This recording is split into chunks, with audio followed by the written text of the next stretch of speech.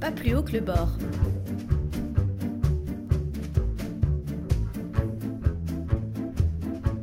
Mais c'est comme... C'est clair. Ça va aller très mal. D'accord avec vous. Et totalement. Ah, et là, j'assume.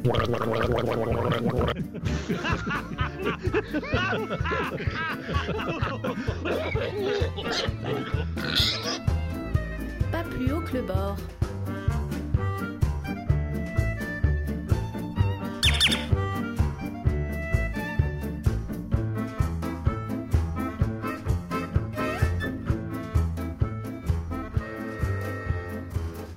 Salut à tous, pas plus haut que le bord, c'est ici et maintenant, et c'est une bonne gauche dans tes oreilles. Pas plus haut que le bord aujourd'hui, au café au Bohème, chez Claire et Anne. Vous nous retrouvez un mercredi sur 2 à 18h et aussi le vendredi à 12h sur les ondes de Campus FM, mais aussi sur notre site www.papluhaut.com. Tous les 15 jours, nous enregistrons dans un bistrot toulousain ou des environs devant un public vivant, animé, agité. Et oui, et parfois même indigné. Un rendez-vous où l'info, l'actu, les faits de société, l'économie, la politique, la géopolitique seront décortiqués, expertisés avec la plus grande liberté. De l'humeur, de l'humour, des coups de gueule, de l'impertinence, de l'irrévérence, bref, de la subjectivité. C'est comme... Pas plus haut que le bord, c'est ici et maintenant. Et c'est de la musique en live avec Sian Lo-Fi. Est-ce que je l'ai bien dit, hein? Alors vous allez voir, ça s'appelle sa musique, parce que je l'ai noté quand même, de l'indie folk. Oui, hein? Et moi non plus, ça me dit rien. Ce soir, camarades, ce soir de l'ultra-gauche, camarades de l'ultra-gauche ferroviaire, réunis dans ce cloaque mal fréquenté. Oui, alors je précise cela pour nos camarades des renseignements généreux qui ont disposé des micros dans tout le bar. Pour qu'ils ne se fatiguent pas pour identifier le genre de rebelle anarcho-ripailleur ici présent, hein, il faut toujours penser aux conditions de travail, y compris des forces de l'ordre, fussent-elles déguisées en piliers de comptoir.